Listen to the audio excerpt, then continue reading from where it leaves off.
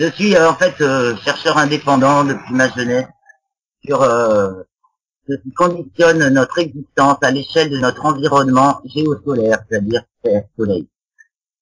Et en fait notre plus petit objet irréductiblement commun. Et sur nos modalités de réponse physiologique et comportementale à ce conditionnement naturel. En fait, ma vie est mon laboratoire. Voilà, je considère comme ça depuis le début, et je marche sur un fil entre astronomie, astrophysique d'une part, et astrologie, histoire des sciences et des croyances d'autre part. Concrètement, je suis animatrice astronomie, enseignante et consultante, voilà, après avoir fait 5 enfants et toujours poursuivi mes recherches, d'ailleurs, ce qui concerne la naissance, tout le processus physiologique de l'accouchement, etc., a fait beaucoup partie de ma recherche. Très bien. Vous travaillez également en collaboration avec le CNRS, si j'ai bien compris? Oh non, nous avons eu le plaisir d'être invités au dernier colloque là, du comité d'éthique du CNRS, qui portait sur science à grande échelle. Donc nous avons été très honorés d'être enfin admis comme consultants de la société civile. Maintenant, on amène sur la table le sujet des épandages aériens clandestins qui ont lieu déjà actuellement. Et ça déplaît malgré tout. On a pu s'exprimer, mais le sujet n'est pas encore pris en compte dans sa réalité actuelle par le CNRS, par exemple. D'accord. C'est un début, alors, dirons-nous. Ouais, c'est quand même un début, une ouverture, même si on se heurte au discours langue de bois typique, qui est navrant. Enfin, on voudrait bien enfin qu'ils s'y mettent, et que les chercheurs se mettent à avoir une attitude scientifique vis-à-vis du problème, au lieu d'une attitude dogmatique en nous disant non, c'est que de la condensation, point barre. Et ils savent pas compter le nombre d'avions, ils savent pas estimer leur altitude. C'est quand même hallucinant, enfin disons qu'ils s'en abstiennent soigneusement, ce qui fait que leurs discours restent abstraits et creux, même si on a quand même apprécié leur position sur la géo-ingénierie, qui n'est pas qui dénote franchement par exemple de la position des scientifiques en Grande-Bretagne. En Grande-Bretagne, la géo-ingénierie est soutenue par les scientifiques. Ici, il y en a un qui essaie de faire valoir le projet de géo-ingénierie, et tous les autres qui s'y opposent formellement et qui posent vraiment des questions profondes du point de vue éthique, et qui remettent en question justement les bases de la science qui nous conduisent de la science actuelle qui nous conduisent à la catastrophe qu'on constate aujourd'hui. Même s'ils ne la constatent pas, ils sentent bien que tout va mal, le monde est toxique. Est-ce que vous pourriez présenter votre association, l'ACPICA, pour celles et ceux qui ne la connaîtraient pas encore? Alors, c'est l'association citoyenne pour le suivi, l'étude et l'information sur les programmes d'intervention climatique et atmosphérique.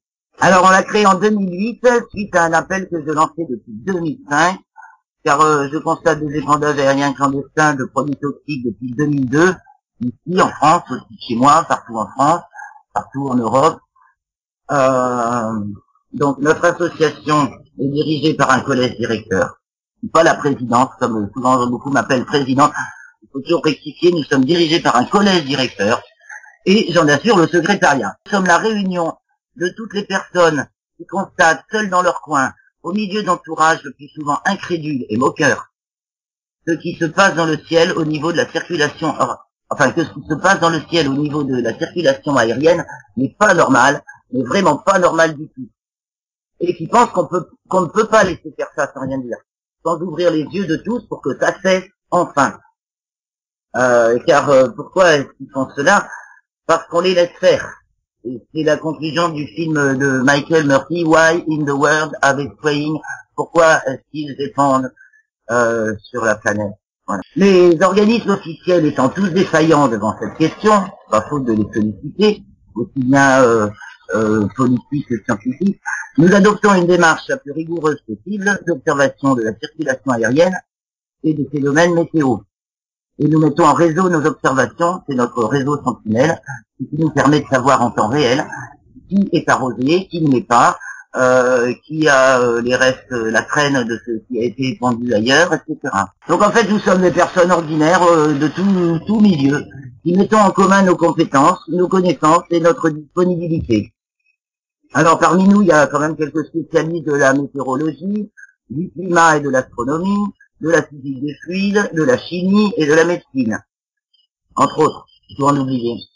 Nous menons des recherches dans les domaines des sciences de l'atmosphère, de l'histoire de la modification du climat, des toxiques et de leurs effets.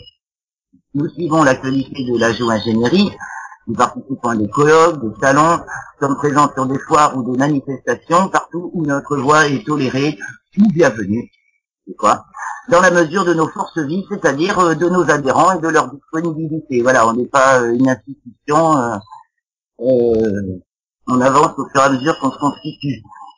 Et avec la force de notre bonne volonté. Nous avons juste ce qu'il faut pour fonctionner. Financièrement, nous n'avons pas d'autres revenus que les adhésions et dont des personnes qui nous soutiennent.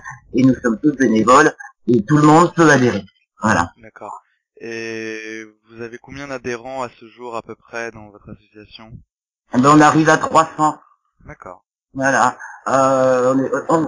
On double chaque année depuis la création. Voilà.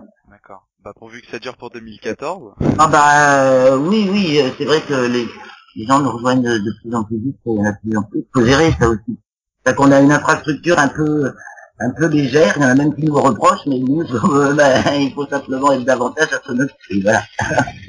Si je comprends bien, vous êtes dans une optique, on va dire, de sensibilisation et de réinformation, ou plutôt d'information tout court en ce qui concerne tous ces types de problématiques. Hein.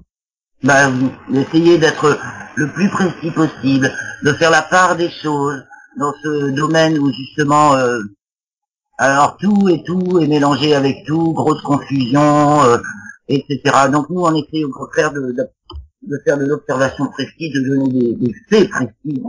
Voilà, on oppose aux gens qui parlent de la théorie des chemtrails, nous on oppose des faits observables, mesurables, quantifiables, et voilà, l'histoire de la théorie, c'est trop marrant. C'est vraiment ceux qui veulent pas voir ce qui se passe sous leurs yeux, quoi. Chemtrail, ça veut dire traînée chimique, en anglais, hein, chemical trail, traînée chimique.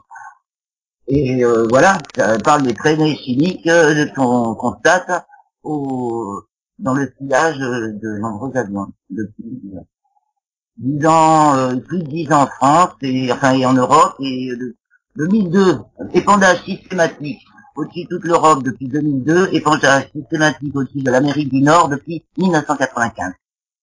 Voilà, ça ne veut pas dire qu'il n'y en a pas eu avant, localement, il y a des régions qu'on a connues en Europe avant 2002, par exemple, comme le nord de l'Allemagne en 1995.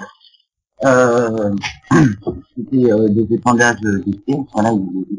Alors, il faut savoir que ce mot chemtrail apparaît pour la première fois comme titre d'un manuel de cours enseigné dans les universités de l'Air Force au début des années 90.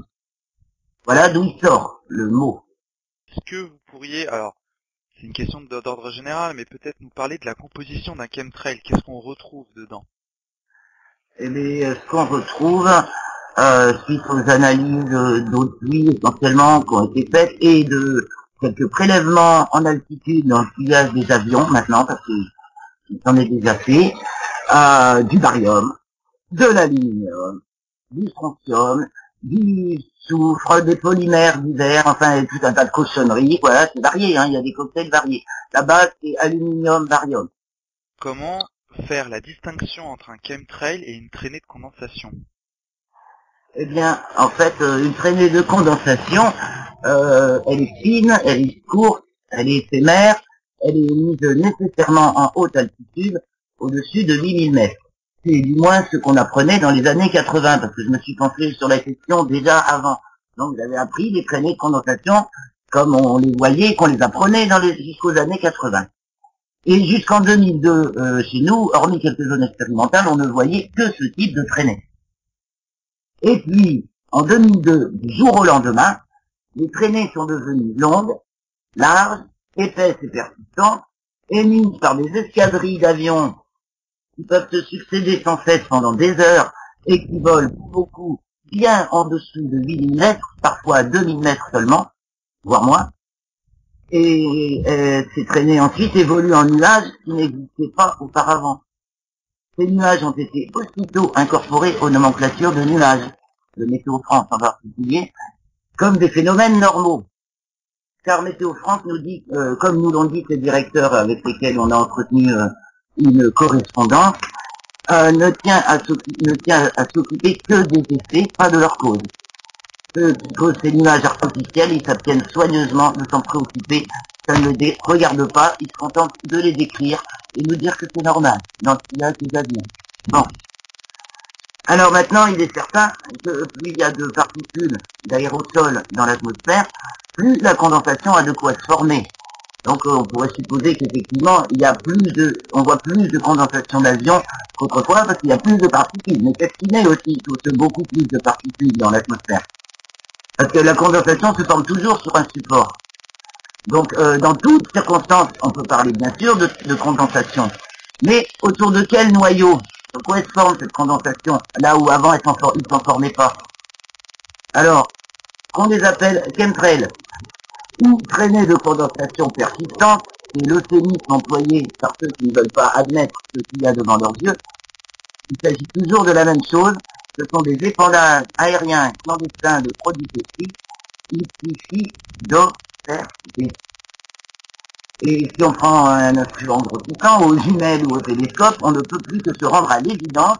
La plupart de ces avions qui volent relativement bas, et plus fréquemment, tous les jours, par rapport aux avions de ligne qui volent eux à 10 000 mètres environ, ce sont des avions militaires. Ça se voit à leur couleur, parfois il y a marqué autant dessus, ou alors des fois ils sont complètement banalisés, il y a toutes sortes d'avions, mais il y en a une bonne proportion de militaires dans le lot. Et les autres ne sont pas des avions civils, ils sont banalisés puisque les civils volent impérativement depuis l'an 2000 au-dessus de 8 000 mètres, alors que jusque-là c'était 4 000. Tiens, pourquoi est-ce qu'on a dégagé l'espace aérien de 4 000 à 8 000 pour les militaires? Il y a eu effectivement, il y a eu un remodelage de l'espace aérien juste avant l'an 2000. Vous avez souligné un point très intéressant qu'on va pouvoir, je l'espère, développer un peu plus tard. Donc, sans transition, on passe à la question suivante. Quelle est votre définition, ou plutôt qu'est-ce que la géo-ingénierie? C'est un terme qu'on entend depuis assez récemment, je dirais. Ah oui, tout à fait, le terme est récent. La géo-ingénierie, c'est l'ensemble des techniques qui visent à modifier l'environnement et le climat à l'échelle planétaire. Donc, dans les faits, elle est expérimentée par les militaires depuis la Deuxième Guerre mondiale, en tant qu'arme de guerre. Et en tant qu'arme de guerre, elle a été réprouvée officiellement au niveau des Nations Unies par la Convention NMOD en 1977, dans l'article 1 de cette convention. L'ennui, c'est que l'article 3 de cette même convention admet que les techniques de modification du climat peuvent être développées dans un but pacifique. Donc il suffit d'être en entraînement militaire, on est dans un cadre pacifique, n'est-ce pas? On n'est pas en guerre. Alors, ces armes de géo-ingénierie comprennent les épandages aériens de produits toxiques, savoir que l'agent Orange sur le Vietnam c'est ce qui a motivé l'adoption de la convention NMOD. Donc on l'a interdit pour l'usage de guerre. Et de nombreuses expériences ont été conduites localement depuis les années 50, surtout dans les pays anglo-saxons, faisant parfois des victimes par intoxication, épandage massif par rapport à ce qu'on connaît aujourd'hui au-dessus de zones localisées. Il y a eu un village entier en Grande-Bretagne où les gens sont tombés comme des mouches. À la fin des années 50, il y avait eu une première vague d'épandage aérien au-dessus du Québec. Et ça avait motivé une levée d'indignation populaire, c'est appelé l'opération Parapluie, et qui a conduit à la cessation des épandages, comme quoi le peuple peut se souder. Jusqu'en 1995, où les épandages ont repris au-dessus du Québec, comme au-dessus de toute l'Amérique du Nord. Donc, 7 ans avant nous, et bien sûr, ce ne sont pas arrêtés depuis. L'autre arme de la géo-ingénierie militaire, c'est ARP. ARP, ce sont les Américains. ARP, c'est un programme de recherche entièrement sous contrôle militaire. Il y en a d'autres, il y a les Russes et les Européens, Japonais et Chinois, qui ont aussi un joujou semblable, respectivement Tura pour les Russes et SCAT pour les Européens avec les Chinois et les Japonais. Il s'agit d'émetteurs. Alors, je vous enverrai une photo d'émetteurs ici, parce qu'on voit toujours que les grands champs d'ondes modulent les ondes basse fréquence, mais on voit pas les émetteurs, rarement. Ils envoient des ondes très haute fréquence, ultra haute fréquence, du sol vers certaines régions ciblées de la ionosphère. La ionosphère, c'est la dernière couche de notre atmosphère, celle qui nous protège des rayons ultra haute fréquence, justement, gamma, I, qui viennent de l'extérieur, et qui réagit à 300% aux variations du rayonnement solaire. Donc, toute impulsion électromagnétique.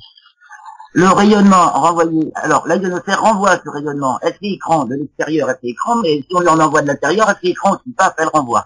Le rayonnement renvoyé au sol par la ionosphère ainsi excité est ensuite modulé en micro-ondes et ultra basse fréquence par ces grands champs d'antennes qu'on montre souvent quand on parle de A.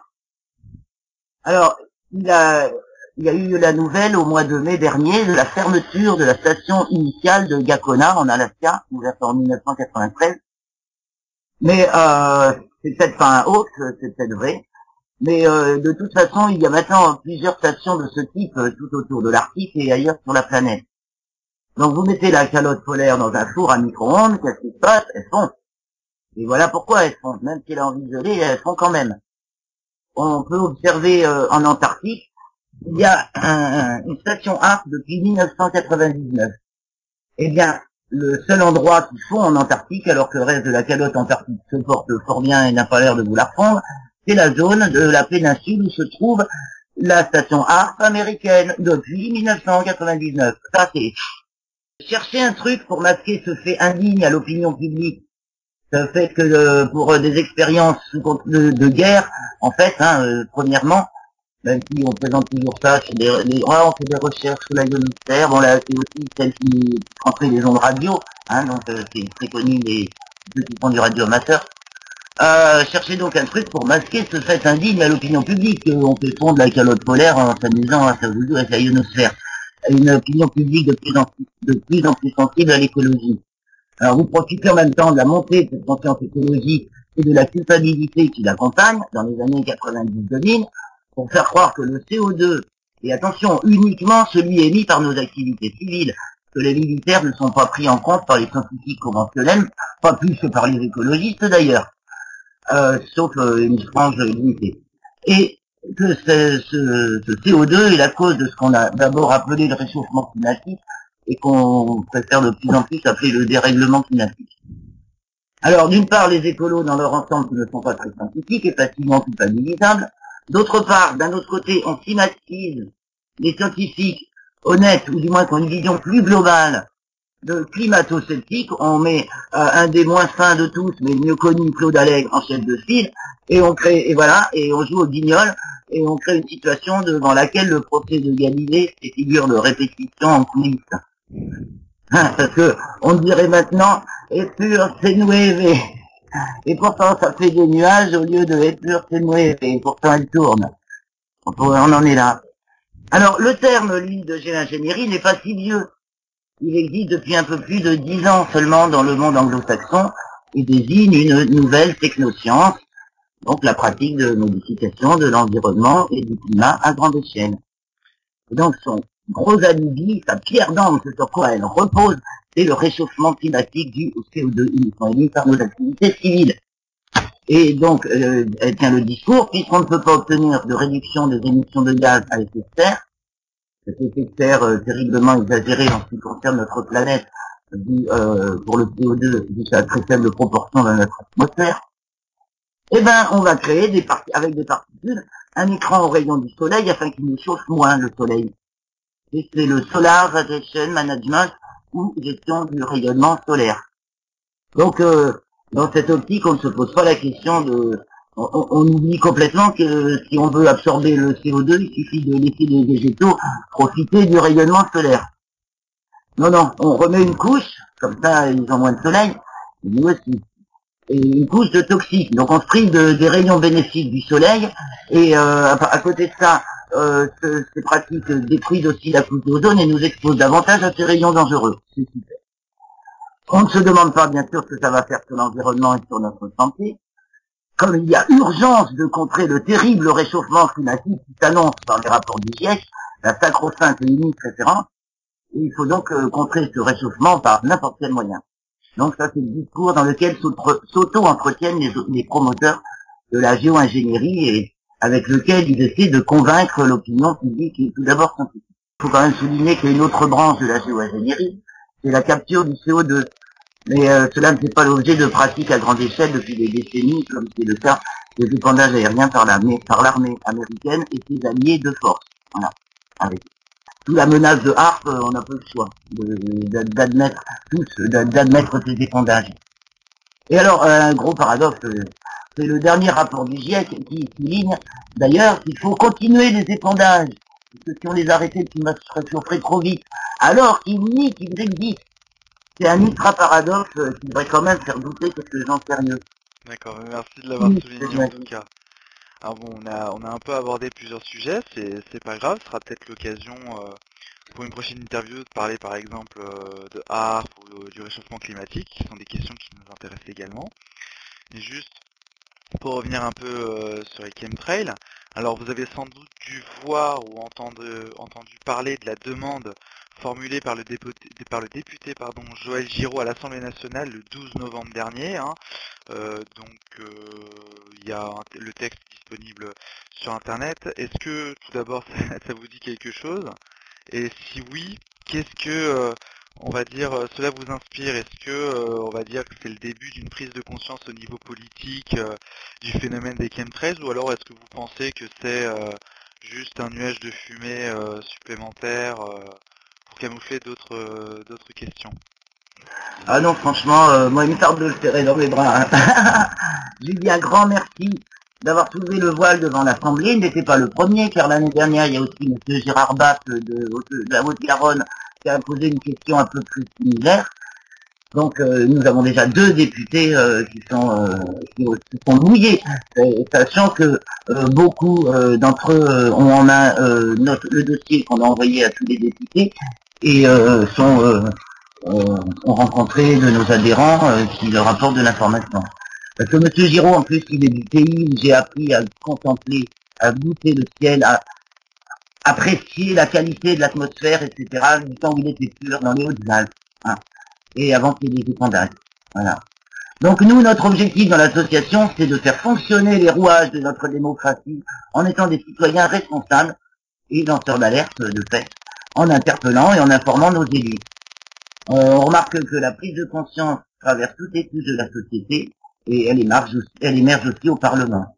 Très bien. Est-ce que vous avez eu l'occasion, vous, d'échanger avec Joël Giraud directement, peut-être physiquement? Pas moi-même encore, un de nos adhérents, oui, je le connais bien. J'ai sans doute le rencontré normalement à la fin du mois dans une émission pour un débat télévisé de 3 heures en direct sur Meta TV France. Donc voilà, on attend confirmation que cette émission va bien avoir lieu, donc c'est une grande joie. Et moi j'ai drôlement apprécié sa réponse à Robin D'Angelo, un journaliste qui sont les conspirationnistes et les scientologues dans Street Press, qui nous a mis en boîte l'année dernière, il est dans cette catégorie. Alors il lui demande mais vous êtes un rigolo? Et Joël Giraud répond, je n'ai jamais peur de passer pour un rigolo, je pose juste des questions. Si les autres ne veulent pas poser de questions, donc acte. Voilà. Tu prends acte, voilà, ça veut dire que tu prends acte que les autres ne veulent pas te poser de questions. Mais voilà, nous on est pareil, on n'a pas peur de passer pour des rigolos. À rigolo et demi, et à sérieux et demi. Nous on déplore le manque total de sérieux de tous nos scientifiques vis-à-vis de cette question. Le manque d'autonomie de pensée de la plupart des gens qui attendent que quelqu'un auquel ils font référence leur dise ce qu'ils voient. Embêtant. On peut déplorer, c'est une constatation affligeante, mais faut pas accuser, je veux dire, c'est un état de fait, voilà, on en est là, l'humanité aujourd'hui, elle a toujours besoin d'un gourou pour penser. Elle a perdu son bon sens vital. Je sais pas, c'est une maladie vitale de voir, mais quelqu'un vous défend sur la tête, du poison, au secours. Bah non, ils ne se rendent même pas compte. Justement, on voit qu'au niveau français, alors vous nous avez dit que deux députés, donc Joël Giraud en novembre dernier et un autre député l'année dernière, avaient commencé à poser des questions au sujet des chemtrails. On voit également, on a vu récemment que plusieurs pays étaient également en train de se pencher sur la question, pardon. Si je dis pas de bêtises, le cas le plus récent est celui de la Serbie. Alors, est-ce que vous avez davantage d'informations sur le sujet? Est-ce que on va dire ça se réveille de manière homogène un peu partout en Europe et comment? Ah oui, ça on peut dire que ça se réveille de manière homogène un peu partout en Europe. En fait, bah oui, on se connaît bien. Enfin, on connaît pas, sûrement pas tout le monde, mais on est toute une équipe de partenaires de tous les pays d'Europe au sein des Skyguards, qui est la plateforme internationale que nous avons constituée à Bruxelles en mai dernier, lors d'une conférence au Parlement européen. C'était le 8 et 9 avril dernier, sous l'égide d'une députée de Lettonie, Madame Tatiana Zdanoka. Et cette conférence était organisée par Madame Josefina Fraile et l'association Terra SOS Senibles Espagne. Et donc nous nous sommes retrouvés d'une quinzaine de pays différents. Et l'objet de cette conférence était donc de faire le point sur une proposition de résolution sur l'environnement, la sécurité et la politique étrangère qui avait été adoptée le 14 janvier 1999 sous la plume de Madame Majbri Théorine et l'influence de Madame Rosalie Bertel qui est décédée en 2012 et qui a écrit un livre qui s'appelle Planet Earth, The Latest Weapon of War, où elle informe sur toutes justement les armes qui menacent la planète entière et les armes climatiques en particulier. Alors cette conférence a fait état de l'impuissance que nous ressentons quant à la politique de nos pays qui réagissent à nos demandes d'information et à nos dénonciations des épandages clandestins, en les ignorant ou en les déclarant sans fondement, ce qui nous laisse totalement sans défense face à la violation de nos droits fondamentaux reconnus par les constitutions et les conventions internationales approuvées dans nos pays. Et donc nous dénonçons également les programmes dangereux dont haute fréquence, arcs ou similaires, exécutés sans autorisation, dehors de tout cadre légal, et ignorant le principe fondamental de précaution. Donc lors de cette conférence, on a bien stipulé que on ne parlait plus de chemtrails qui s'associe toujours avec théorie, avec conspiration, etc. Nous parlons de faits, il s'agit d'épandage aérien clandestin de produits toxiques. Voilà, comme le truc qu'on dénonce, ainsi que toutes les armes qui jouent avec les fréquences électromagnétiques. Alors je dois souligner le rôle important qu'a joué le réalisateur Patrick Fazin avec son film Bye Bye Blue Sky, car c'est lui qui nous a fait tous rencontrer, et son film est sorti en 2010. Je le remercie vivement. Alors on a eu plusieurs occasions de se croiser dans différents endroits de l'Europe, quoi. Avant, il y a eu le symposium sur le premier symposium sur pour la vérité sur les épandages aériens à Gand en Belgique en 2010, justement. Alors pour ce qui est de la Serbie, ben non, ça fait un bail qu'ils sont dans le jeu aussi. Et alors ce qui est intéressant en Serbie, ça fait 4 ans, ça fait bien 4 ans maintenant, Nicolas Alexis, qui est le leader des écologistes serbes, lui a le plaisir de voir des écolos qui prennent position, et lui a publiquement interpellé son gouvernement afin qu'il demande à l'armée de descendre ces avions clandestins qui passent au-dessus du pays et qui prennent des cochonneries. Voilà, alors ça il l'a fait publiquement, mais ça date d'il y a bien 4 ans à peu près. On a fait un bref panorama. Je vous posais un peu une question pour aller également dans ce sens-là. En termes de, je vais pas dire de lutte, mais bon, comme utilise ce terme, de lutte, ou plutôt pour poser des questions quant à ces épandages aériens, quels sont les pays en Europe qui sont, on va dire, à la pointe pour l'instant, qui, on va dire, quels sont les pays qui sont la locomotive sur ces questions-là? Ah bah là on va dire l'Espagne, puisque le mouvement des Skyguards a son siège en Espagne, c'est Josefina Fraile qui l'a initié. Donc voilà, on est en train de faire d'ailleurs où on compile toutes nos informations là de tous les pays sur tous les sujets qui concernent voilà. Recueil. Un recueil, ouais. Vous en avez un petit peu parlé, mais je vais quand même vous poser la question. Est-ce que les épandages aériens, comme vous les appelez, mais on va dire plutôt les chemtrails pour être compris du plus grand nombre représente un réel danger pour la santé publique? Et si oui, est-ce qu'il y a déjà eu des études qui ont été publiées sur le sujet, le démontrant et accessibles au public? Un réel danger pour la santé publique. Les études qui le démontrent, alors il y a les articles du docteur Sandra Ilia Perlinghieri, qui est décédée le 6 octobre dernier, qui est une femme qui était médecin donc des États-Unis, marketing, qui donc s'est battue jusqu'à son dernier souffle, on peut dire, puisqu'elle a donné sa dernière conférence une semaine avant sa mort, pour faire connaître justement toutes ses recherches et conclusions sur les dangers pour la santé des produits contenus de tous les toxiques. Donc ça, les articles sont sur notre site. Il y a l'Institut de recherche indépendant de Clifford Carnicom, aussi aux États-Unis, au Canada, un petit peu. Bon, là, eux, ils font des recherches vraiment poussées maintenant, c'est intéressant. Et après, ce sont des témoignages, des constatations, c'est-à-dire qu'on constate depuis le début des épandages un accroissement énorme de maladies d'Alzheimer, de la fibromyalgie, bon après de toutes les maladies bronchiques, gastriques, etc. Aussi un accroissement des cancers et des AVC. Alors on va pas attribuer les causes de l'intégralité des causes aux épandages, puisqu'on vit effectivement dans un monde toxique, la nourriture est pleine de toxiques, etc. Il y a quand même d'autres toxiques dans l'atmosphère que ceux qu'on nous balance du ciel. Mais seulement on arrêterait ceux qu'on nous balance du ciel, mais il y en aurait au moins 10 fois moins quoi de toxiques. Donc on fait en regardant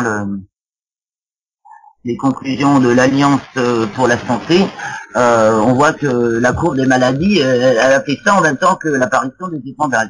Je sais que la première fois que j'ai vu des épandages chez moi, donc c'était le 16 mai 2002, c'était bestial, hein, c'était gros croisé dans le ciel, 2-3 000 mètres d'altitude maximum, pendant 2 heures ça a duré, les avions se succédaient sur tête à faire des croix. Tout le monde l'a vu, personne s'est trop inquiété, hein, tout le monde a trouvé ça dégueulasse, mais ça les a pas choqués que ça, les gens. Dans le journal, il faut savoir aussi, dans le journal local, il y a quelqu'un a vu un petit entrefilet, que évidemment pas grand monde a vu, comme quoi il y aurait des essais militaires aériens pendant 3 mois. Bon, ça date de mai 2002, depuis je continue toujours. Et donc la semaine suivante, tous les membres de l'école étaient malades. La semaine suivante, ces premiers épandages, tous les membres de l'école, au mois de juin, donc fin mai, ils étaient tous malades de gastro. Voilà, c'est quand même, ça a été radical là. Il faut lire les articles, c'est sur notre site de Sandra Ilia Perlinghieri.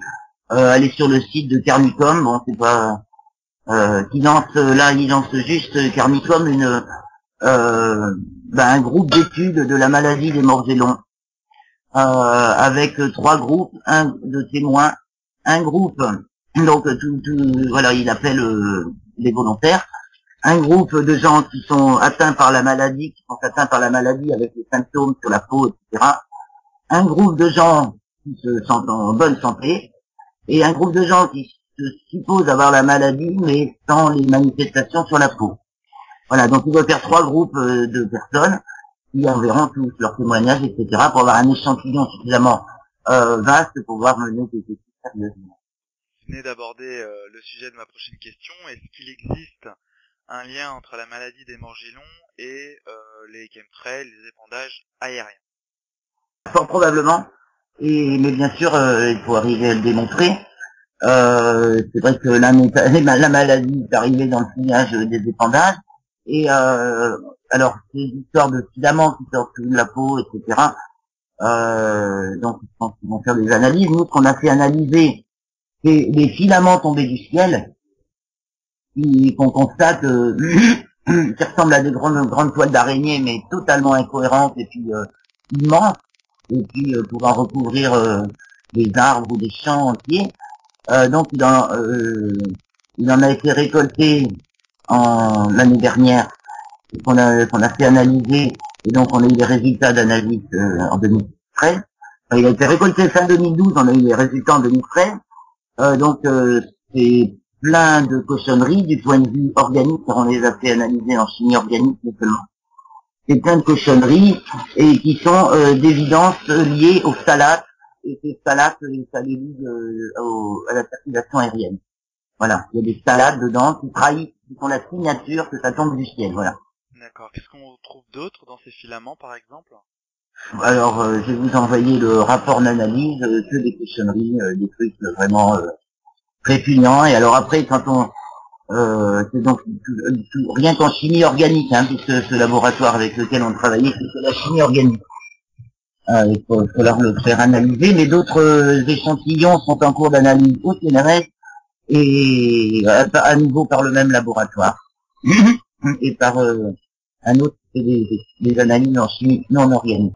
Ben, ce qui est sûr, c'est que les gens, quand sont atteints, nous contactent tous, petit à petit, et qu'il est en train aussi de s'organiser ici, entre la France et la Belgique, un groupe de gens atteints par enfin, qui sont particulièrement concernés par le sujet.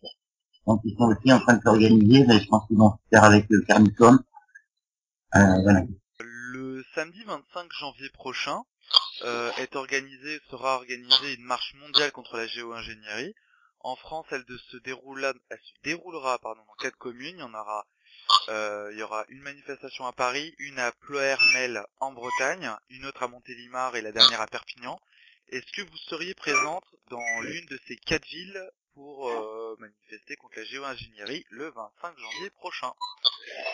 Bah en fait, il y en a 4 d'annoncés sur Facebook, mais tout le monde fait sa marche là où il est, s'il veut. Hein. Donc moi, je vais rester par chez moi. J'ai pas eu le temps de l'annoncer sur Facebook. Je ne sais pas si encore on va être sur Rodez, Figeac ou de Casville, mais on va faire quelque chose, ouais. Ça c'est sûr. On est quand même un petit réseau. D'accord. Et qu'est-ce que vous attendez d'un événement comme celui-ci? Eh bien, ce qu'il y a d'intéressant, c'est que c'est déjà la deuxième, puisque la première a eu lieu le 25 août dernier. Là, c'est la deuxième, et je suppose que ce ne sera pas la dernière, et de faire monter. Voilà, c'est l'occasion que tout le monde sorte dans la rue en même temps, pour aller à la rencontre des gens, et puis donner de la formation, puis leur dire, regardez, qu'il y a ce jour-là des épandages, etc. Ça contribue à créer un mouvement à l'échelle mondiale. En gros, donc le but de ces journées, comme celle du 25 janvier prochain, c'est de créer une sorte d'alchimie, ou en tout cas un échange d'informations entre les citoyens.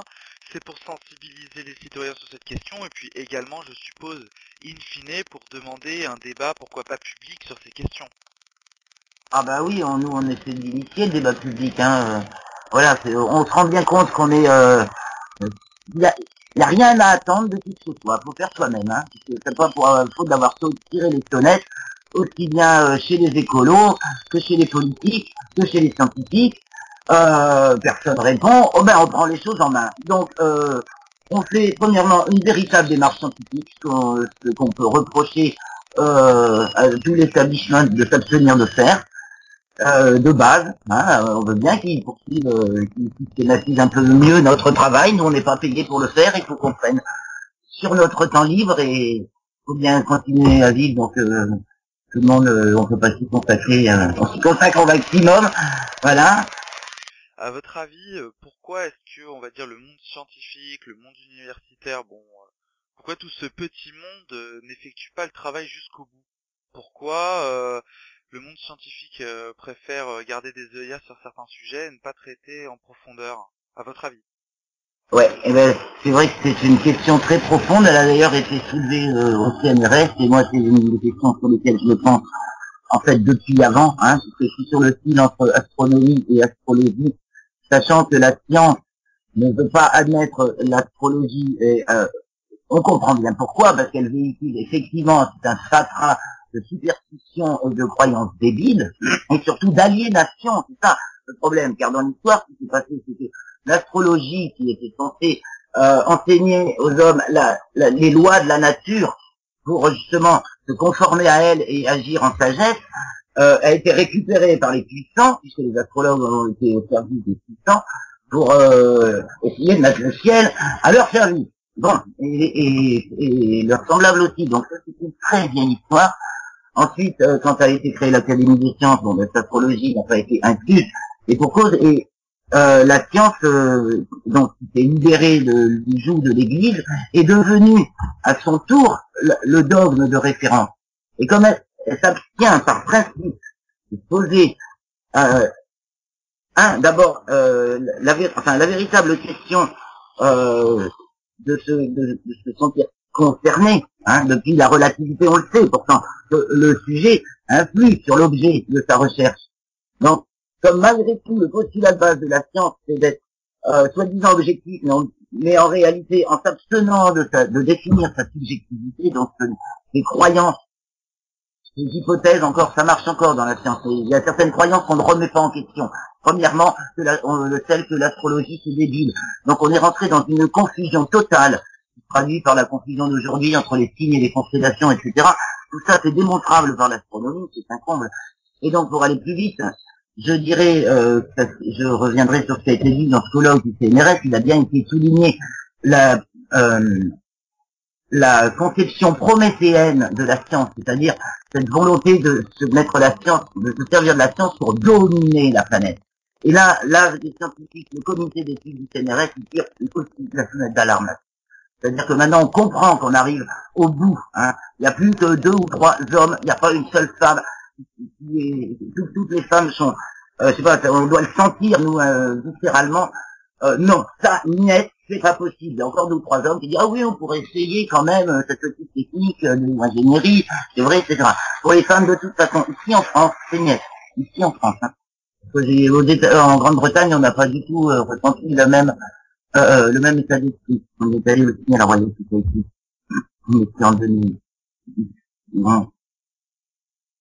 Et donc voilà, c'est ça le problème, c'est qu'on arrive vraiment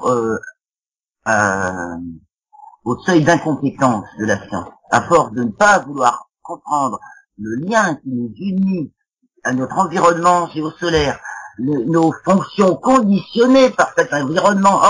Oh, on vient de chez les Grecs, ah ben non, on est, voilà, nos références culturelles sont de la Grèce, et ça dit bon, mais ça dit bon, faut creuser un petit peu plus profond.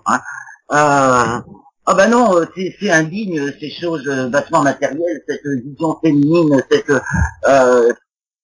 cette compréhension qu'on est intégré, qu'on fait partie intégrante de notre environnement et que chaque geste effectivement a un impact. Alors la science maintenant l'aborde rationnellement, j'espère qu'on va arriver bientôt. Moi quand même ce colloque m'a donné un petit peu déçu d'un côté et puis donné espoir de l'autre. On va arriver bientôt à une prise de conscience où vraiment l'esprit des scientifiques va s'ouvrir à cette dimension globale et qui remet l'individu en question intégralement dans sa globalité à chaque instant. On ne peut plus faire de la science, ils l'ont bien dit, au service d'instituts pharmaceutiques, etc. Parce que c'est eux qui commandent. C'est ça le problème. Donc les recherches sont menées. On n'a que des braves scientifiques. Ils font le boulot qu'on leur demande. Les gars du GIEC, ils font le boulot qu'on leur demande. On leur demande démontrez-nous que le CO2 réchauffe ici là. Hop, ils vont y arriver. Il y a un truc intéressant à savoir sur le GIEC, c'est que le premier rapport du GIEC, donc le GIEC a été créé en 88, les rapporteurs qui étaient d'éminents scientifiques n'ont pas conclu au réchauffement climatique dû au CO2, excusez-moi, émis par nos activités chimiques. Et alors, comme c'était d'éminents scientifiques, leurs textes ont été tronqués de manière à dire le contraire. Et ensuite, ces scientifiques se sont insurgés en disant, bah, ôtez notre signature, vous avez dit le contraire, vous avez transformé notre texte, ça veut dire le contraire de ce qu'on voulait dire. Il a fallu qu'ils fassent un procès, car on ne voulait pas enlever leur nom, parce que leur nom était prestigieux. Il a fallu qu'ils fassent un procès pour enlever leur nom, et après, à partir de la deuxième équipe, ça a été de gentils agneaux bien briefés, parce qu'il faut se rendre compte que, en fait, pourquoi le monde de l'aéronautique, pourquoi le monde de la météorologie, et pourquoi le monde scientifique dans son ensemble, mais surtout ces 2 catégories, bien sûr, les plus touchées par le phénomène, sont elles, mais les gens dedans sont absolument, ils répètent un credo. Alors, c'est que de la condensation, en s'abstenant surtout de regarder, parce qu'on les a fait dans les écoles depuis les années 90. On peut voir ce document, mais j'ai vu aussi des diaporamas qui expliquent un jeu d'essai-erreur, comment ce n'est que de la condensation, c'est traîné en nous montrant des beaux chemtrails, en servant 2-3 petites équations bien léchées, puis en faisant un gros canular à côté, c'est énorme. Mais voilà comment on a enseigné nos jeunes recrues de scientifiques depuis les années 90. C'est ça le problème. Donc c'est effectivement les plus difficiles à à convaincre. Et il y en a, quand on les rencontre à la poste ou autre, et qu'on les entreprend à ce sujet, eh ben, ils partent en courant. Ils veulent plus en entendre parler. Il y en a, ça les rend hystériques. Ils claquent la porte au nez. Il faut pas leur parler de ça. Ça les surénerve. Ben, il y a de quoi, hein. Parce que ça touche quelque chose de très sensible, c'est délicat. Puis c'est les mettre un peu face à leurs contradictions quelque part. Et ouais, mais on peut comprendre que c'est leur croyance profonde, quoi. Puis toute leur estime d'eux-mêmes, parce que je veux dire, on n'est pas météorologue ou dans l'aéronautique sans avoir une certaine fierté. Je pense que cette fierté de pas être des rampants a été bien cultivée aussi. Tout à fait. Puis c'est un peu le travail également des universités, peut-être, ce lavage de cerveau, hein. Je pense que le terme n'est pas abusé pour empêcher les gens de remettre leur dogme en cause, c'est le terme que vous avez employé. Ouais, encore que, vous voyez, les universités, ou les écoles sont plus ou moins ouvertes, hein, puisqu'on trouve du tout, on trouve des débats. On a été interpellés plusieurs fois par des groupes d'étudiants de différentes écoles qui font un dossier sur le sujet, par exemple. Je souhaitais avoir apporté de l'information la plus utile possible aux gens, inviter chacun à observer par lui-même, à savoir que si vous voyez la carlingue de l'avion, c'est que l'avion n'est pas à 8000 mètres, il est en dessous. On la voit à l'œil nu, la carlingue de l'avion, c'est forcément il est en dessous, c'est donc un avion militaire qui fait une traînée, c'est pas normal. Voilà, observez, remarquez des fois que il y a même des avions hélices qui font des traînées, c'est tellement absurde, pour la condensation, les avions hélices ils n'en font pas. Donc j'invite les gens à observer par eux-mêmes, à nous rejoindre s'ils le souhaitent, s'ils ont des compétences en gestion web, on a besoin d'intervenants sur notre site qui est un peu à la traîne, s'ils ont envie de s'investir aussi de manière militante, s'ils ont des compétences en secrétariat, en traduction, évidemment toutes compétences scientifiques, c'est très bienvenu, etc. Tout le monde est bienvenu de toute façon. Voilà. Parfait, le message est passé. Madame Claire Henrion, je vous remercie d'avoir accordé cet entretien à l'agence Info Libre et en vous souhaitant une bonne continuation à vous ainsi qu'à la CEIPICA. CEIPICA. Axe, comme un axe. C'est ce que j'ai dit, CEIPICA. Voilà. Merci beaucoup, Lisandro, merci beaucoup. Je vous en merci prie. aux auditeurs et bonne continuation. Bon ciel, on peut se souhaiter. Voilà, merci beaucoup. Vous aussi, bonne continuation. Au revoir.